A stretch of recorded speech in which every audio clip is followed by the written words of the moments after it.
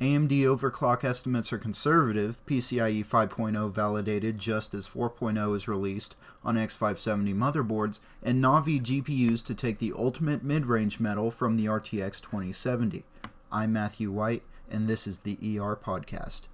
To start us off, all these articles are from WCCF Tech, so be sure to check out their link in the description below. Also, there will be some links to the specific articles that I am talking about. Purely tech podcast today, and so we will just be talking about these 3 tech articles. Not really anything in the news today worth talking about.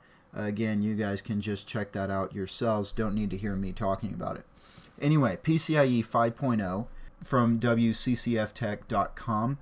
They're reporting on PCIe SIG, a website that is actually responsible for putting out PCIe specifications. They have just finished validating the new PCI Express 5.0 protocol. It has been validated to deliver speeds of 32 gigatransfers per second. This is twice as fast as PCIe 4.0.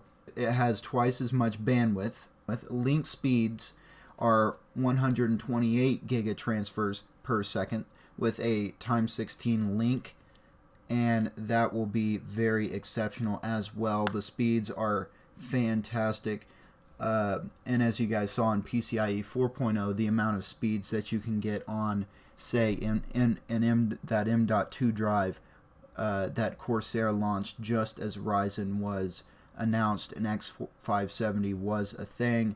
How fast that was on PCIe 5.0, this will be twice as fast. Now, PCIe 5.0 will be backwards compatible, so you can use PCIe 4.0 or 3.0 or 2.0, even down to 1.0 parts on a PCIe 5.0 board. It won't affect anything.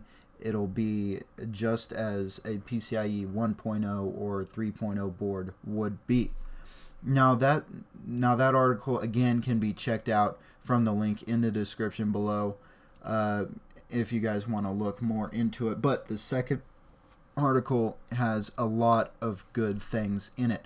So as it turns out, the Lisa Su, when she unveiled the Ryzen 3000 chips at Computex, it turns out she was being very conservative with the clock speeds.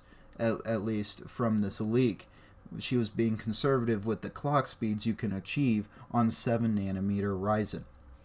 So we can hop right in. So here WCCF Tech reports that 4.8 gigahertz is achievable on all cores. However, you have to it's a very difficult process, but the key word here is achievable. You can achieve 4.8 gigahertz on all cores if we're talking about, say, the Ryzen 5 3600X. Now, the second bullet point, 4.8, around 4.4 gigahertz on Zen 2 performs similar to a 5 gigahertz 9900K in Cinebench.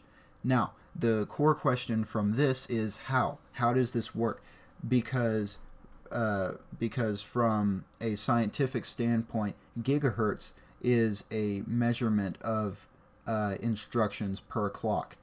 It's a measurement of frequency. It's a measure of how fast a CPU is taking in information and sending it to the rest of the computer. So how does this work? How does a 4.4 gigahertz chip perform like a 5 gigahertz chip? Perhaps it has something to do with architecture, but it does apparently. And this leaker is very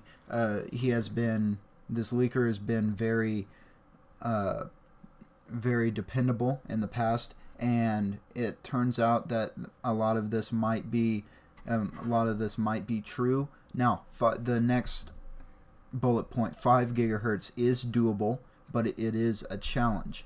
Now, this is a point that I want to make clear. 5 gigahertz on 1 or 2 cores is doable on Ryzen. It is a challenge. You have to up the voltage, but it can be done. Now, next bullet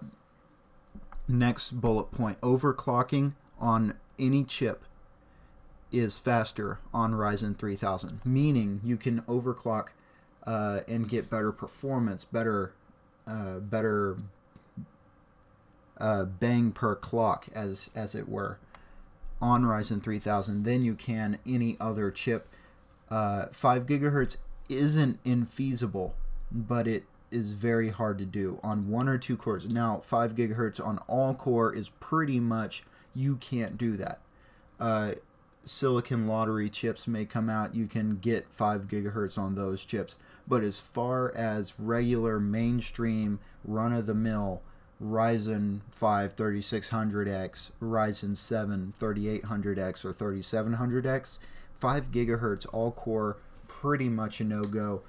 1.35 volts for all core 4.5 gigahertz is a thing. 4.5 gigahertz is achieved easily, and not adding very much voltage, so we will be looking at that as they test that at E3, again, the international E3 exposition, and that will be in, I think, about 10 days, maybe 9 days. I think it was 10 on the 29th.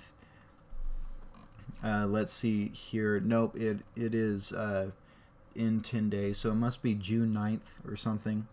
I'll get back to you guys on that. Now, the third article, again from WCCF Tech, is about Navi. Now, Navi was shown a little bit at AMD's keynote at Computex, but now we're getting some leaks about Nvidia, about Navi comparing to Nvidia's new RTX cards.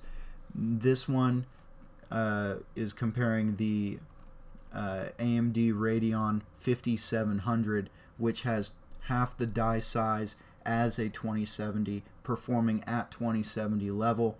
So 10 days away from E3, when Navi and next-gen Ryzen are tested in overclock, both on the 7 nanometer, tested and overclocked, both on 7 nanometer node, we are now getting leaks that the 5700 could bring performance of a 2070, or maybe even more than a 2070, again overclocked as a 7 nanometer chip. The die is half the size of an RTX 2070, and it is comparable to Polaris 10, so the RX 480 and 580. It's likely less than $500, so if that is true and has the same performance as a 2070, it will likely sweep 2070s under the rug, because again, FreeSync monitors are cheaper than G-Sync monitors, no matter how many FreeSyncs are chosen to be G-Syncs as well, and certified that way. More users are likely to go Radeon. Now, will larger dies be even more powerful? How high can AMD go? Because honestly, they have a lot of ground to cover. If the die is bigger, can they go higher, or are they going to stay with the small chipset and work their way up that way? I assume they're going to go with a larger chip for more powerful cards, but we will have to see. And an open question to all of you guys: what did you think? Do you guys think Navi will take over the mid-range market? We will have to see, and we will have to see at E3, and we will have to test it when we get our hands on it.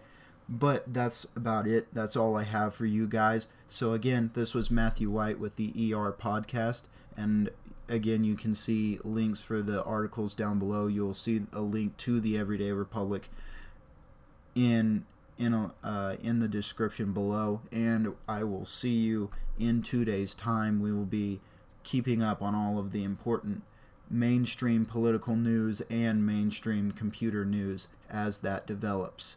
This is Matthew White from the Everyday Republic, and have a great day.